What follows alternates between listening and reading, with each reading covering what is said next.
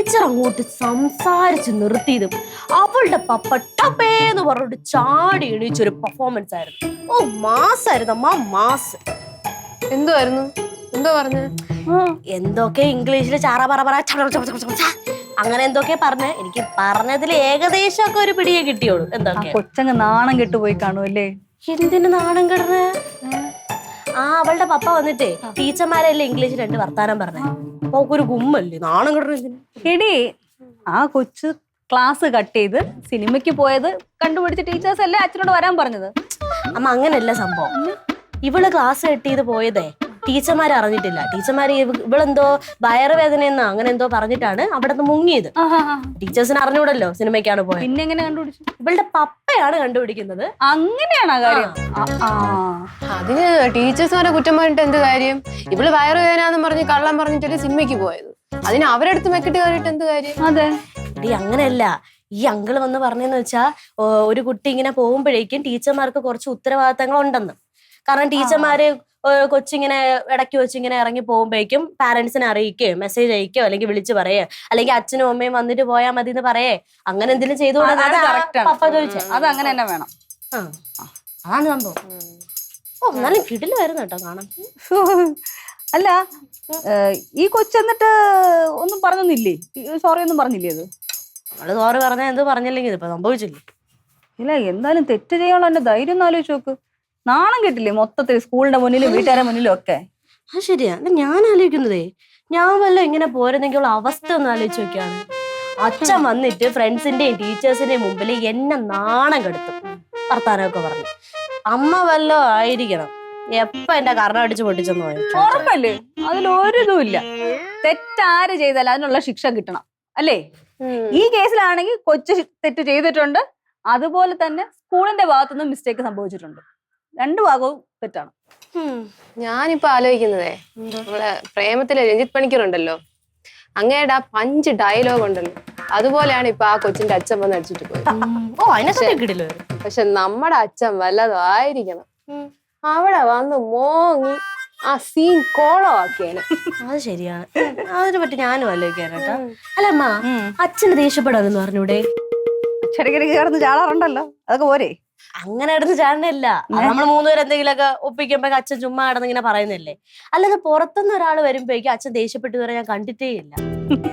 നമ്മളെ 3 പേരുടെ എന്തെങ്കിലുമൊക്കെ പറയുമെങ്കിൽ അത് ഓർത്തിരുന്ന് കരയും അച്ഛൻ. അത് ശരിയാണ് കേട്ടോ. നമ്മുടെ അടുത്ത് ചെറിയ ദേഷ്യം വന്നു കഴിഞ്ഞാൽ പിന്നെ അച്ഛൻ ഭയങ്കര വിഷമമാണ്. മനസ്സുകൊണ്ട് ഇങ്ങനെ അയ്യോ ഞാൻ അങ്ങനെ പെരുമാറിയല്ലോ എന്ന് ആലോചിച്ചിരുന്ന് വേണമെങ്കിൽ 2-3 ദിവസം വിഷമിച്ചോണ്ടിരിക്കും. അമ്മ അച്ഛൻ എന്തിങ്ങനെ?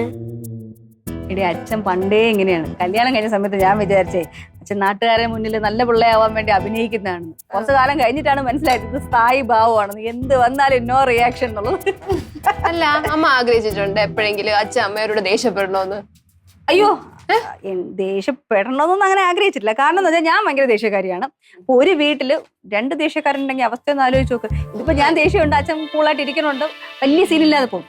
അല്ലായിരുന്നെങ്കിൽ കുടുംബ സമാധാനം എപ്പൊ തകർന്നെന്ന് ചോദിച്ചാ പോരെ. അത് ശരിയാ. അച്ഛൻ ഭയങ്കര കൂളും ഭയങ്കര ഫ്രണ്ട്ലിയാണ്. മറ്റേ ബ്രോഡാഡിയിലെ ലാലേട്ടനെ കണക്ക്. അതുകൊണ്ട് തന്നെ അച്ഛനടുത്ത് എന്തെങ്കിലും കാര്യം ചെയ്ത് പറയാൻ അങ്ങനെ ഒരു മടിയോ കാര്യങ്ങളൊന്നും നമുക്കില്ല അല്ലേ. ഞാനിത് എന്റെ ഫ്രണ്ട്സിന്റെ അടുത്തൊന്ന് പറയും.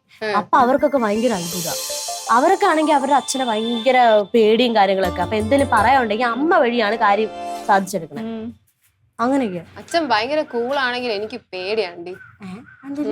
ഇടേ അച്ഛൻ്റെ കൂടെ എന്തെങ്കിലുമൊക്കെ പ്രശ്നം ഉണ്ടായി കഴിഞ്ഞാൽ അത് സോൾവ് ആവുന്നവരെ എനിക്ക് ഒരു സമാധാനം കിട്ടൂല. ചേച്ചി അങ്ങനെ എന്താന്നറിയോ, നമുക്ക് ഒരു ബഹുമാനവും സ്നേഹവും ഒക്കെ അച്ഛൻ്റെ അടുത്തുണ്ടല്ലോ. അപ്പൊ അതിൽ നിന്ന് വരുന്ന ഒരു പേടിയും കാര്യങ്ങളൊക്കെയാണ് അത് അല്ലേ. അച്ഛനമ്മമാരോട് ബഹുമാനത്തോടു കൂടിയുള്ള പേടി ആവശ്യമാണ്. ഇല്ലായിരുന്നെങ്കിൽ മക്കൾ അച്ഛനമ്മമാരെ അറിയാതെ എന്തൊക്കെ കാര്യങ്ങൾ ഒപ്പിച്ചു വയ്ക്കും. ഇപ്പൊ തന്നെ മറ്റേ കൊച്ചിന്റെ കാര്യം അറിഞ്ഞില്ലേ? അതെ, ആ പേടിയില്ലാത്തോണ്ടാണ്. ശരിയാ. ഈ അച്ഛനെ ദേഷ്യം വരുന്ന ഞാൻ പറഞ്ഞില്ലേ അഭിനയിക്കുന്നതാണെന്നാണ് ഞാൻ വിചാരിച്ചോണ്ടിരുന്നത്. അപ്പൊ കല്യാണം കഴിഞ്ഞ സമയത്ത് ഞാൻ കുറെ പ്രാവശ്യം ശ്രദ്ധിച്ചിട്ടുണ്ട്. ദേഷ്യപ്പെടണേ ഇല്ല, പല പല വിഷയങ്ങൾ ഉണ്ടായിട്ട് ഒന്നും അച്ഛൻ മൈൻഡ് ചെയ്യണില്ല. എന്നാ പിന്നെ ഇതൊന്നും അറിഞ്ഞിട്ട് എന്നെ കാര്യം എന്ന് വെച്ചാൽ ഞാനൊരു പണി ഒപ്പിച്ചു. കല്യാണം കഴിഞ്ഞ് നമ്മൾ എപ്പോഴെങ്കിലൊക്കെ പുറത്തൊക്കെ പോകുമ്പോഴേ കമ്മലും മാലയൊക്കെ ഇട്ട് നിറച്ച് സ്വർണ്ണമൊക്കെ ഇട്ടുകൊണ്ട് പോണ ഒരു രീതിയായിരുന്നു പണ്ട്. പുതുമോടി എല്ലാം കാണിക്കണമല്ലോ ആൾക്കാരെ. അപ്പൊ അതേപോലെ ഇട്ടുകൊണ്ടൊക്കെ പോയി. ഞാൻ എന്ത് ചെയ്യുന്നു അമ്മയുടെ കാലൊരു കൊലുസുണ്ടായിരുന്നു അന്ന്. നമുക്ക് അത്യാവശ്യം നല്ല വെയിറ്റ് ഉള്ള കൊലുസാണേ. 2 കൊലുസും കൂടെ ചേർത്ത് 6 പവൻ വരും. ഞാൻ വീട്ടിൽ നിന്ന് പോകുമ്പോഴേ ഇതിലെ കൊലുസിനെ എന്റെ ബാഗ് ഇട്ടിരുന്നു. എന്നിട്ട് പകുതി വഴി എടുത്ത് ഞാൻ അച്ഛൻ്റെ അടുത്ത് പറഞ്ഞ് അയ്യോ എന്റെ കൊലുസ് കാണാതെ പോയി എന്ന് പറഞ്ഞിട്ട് ഞാൻ നമ്പർ എടുത്തു. ഇപ്പൊ കിട്ടുന്നു ഞാൻ വിചാരിച്ചോണ്ടിരുന്നു. എവിടെ എന്നെ ആശ്വസിപ്പിക്കണം. പോട്ട് നമുക്ക് കൊലുസ് വേറെ വാങ്ങിച്ചു തരാൻ പ്രശ്നമില്ല എന്നൊക്കെ പറഞ്ഞ് എന്നെ ആശ്വസിപ്പിച്ചു വിട്ടു. എന്തായാലും അങ്ങനെ മനസ്സിലായി അത് അച്ഛന്റെ സ്ഥായി ഭാവമാണ്. എന്നതാ അംഗീകരിച്ചു തുടങ്ങി. അല്ല അമ്മ, അമ്മയ്ക്ക് കലിപ്പന്റെ കാന്താരി ആവാനല്ലായിരുന്നു ഇഷ്ടം? കലിപ്പന്റെ കാന്താരി പക്ഷേ ഇച്ചിരി ദേഷ്യമുള്ള ആൾക്കാരൊക്കെ എനിക്ക് ഇഷ്ടമായിരുന്നു. ഇപ്പൊ അച്ഛൻ ആ കൂടെ എന്റെ അടുത്ത് ഇത്തിരി ചൂടാവണം എന്ന് വെച്ച് കഴിഞ്ഞാൽ കറിയിൽ ഉപ്പില്ലെന്നോ അല്ലെങ്കിൽ അയൺ ചെയ്തപ്പോ അല്ലെങ്കിൽ അലക്കിയപ്പം അഴുക്ക് പോയില്ലെന്നൊക്കെയുള്ള കാര്യങ്ങളുണ്ട്. പക്ഷെ സീരിയസ് ആയിട്ടുള്ള കാര്യം വരുമ്പോൾ ഒന്നും ഒരു റിയാക്ഷൻ ഉണ്ടാവില്ല. പിന്നെ കല്യാണം കഴിഞ്ഞിട്ട് ഇത്രയും വർഷമൊക്കെ ആയില്ലേ, അച്ഛൻ എന്താണെന്ന് അമ്മയ്ക്കിപ്പം നന്നായിട്ട് അറിയാം. അങ്ങനെ അങ്ങ് പോന്നു. ഞാൻ ഇവിടെ ഇരുന്ന് എന്റെ പണി നടക്കൂല, ഞാനങ്ങ് പോട്ടെ.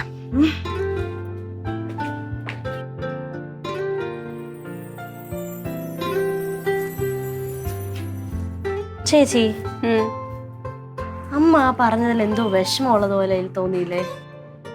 എന്ത് വിഷമം? അതെ, അമ്മ അച്ഛനെ നന്നായിട്ട് മനസ്സിലാക്കിയിട്ടുണ്ട്. അതേപോലെ അച്ഛൻ അമ്മയെ മനസ്സിലാക്കി കാണും. പിന്നെ അച്ഛൻ മനസ്സിലാക്കാതെ നന്നായിട്ട് മനസ്സിലാക്കി കാണും. ഇത്രയും വർഷം കൂടെ ജീവിക്കല്ലേ? അല്ല, അങ്ങനെ മനസ്സിലാക്കിയിരുന്നെങ്കിൽ അച്ഛൻ ഇടയ്ക്കിടയ്ക്ക് അമ്മ എടുത്ത് വന്ന് ദേഷ്യപ്പെടണ്ടേ? എന്തിന്? അങ്ങനല്ല, അമ്മയ്ക്ക് ഇഷ്ടമാണല്ലോ ഇച്ചിരി ദേഷ്യമുള്ള ഭർത്താവിനെ. അപ്പൊ ഒന്ന് അഭിനയിക്കെങ്കിലും ചെയ്തൂടെ ഇങ്ങനെ ദേഷ്യപ്പെടണമല്ലേ? എടി, ഒരാളുടെ ബേസിക് ക്യാരക്ടർ നമുക്ക് മാറ്റാൻ പറ്റും. ബേസിക് ക്യാരക്ടർ മാറ്റണമെന്നല്ല, എന്നാലും ഞാൻ പറഞ്ഞല്ലേ ഒന്ന് അഭിനയിച്ചെങ്കിലും ഒന്ന് അമ്മയെ ഒന്ന് സന്തോഷിപ്പിക്കാൻ വേണ്ടിട്ട്. എടി, ഇപ്പൊ നല്ല സമാധാനമുണ്ട്. വെറുതെ എന്തിനാണ് അത് ഇല്ലാതാക്കണേ? അങ്ങോട്ടും ഇങ്ങോട്ടും വഴക്കുണ്ടാക്കിയിട്ട്. ഞാനൊരു കാര്യം പറട്ടാ. എന്ത്? നമുക്ക് അച്ഛൻ്റെ അടുത്തൊന്ന് പറഞ്ഞുതരാം. എന്തോന്നു? അമ്മയ്ക്ക് ഇതുപോലെ ദേഷ്യമുള്ള ഭർത്താവിന് ഇഷ്ടമാണ്, അപ്പൊ അച്ഛൻ്റെ അടുത്തൊന്ന് ദേഷ്യപ്പെടാൻ പറഞ്ഞുതരാം. അത് വേണോ? വേണം. എന്നാലും നീ ഒരു കാര്യം പറഞ്ഞല്ലേ, ഞാൻ കേട്ടില്ലെന്ന് വേണ്ട, പറയാം. ഓക്കെ, വാ.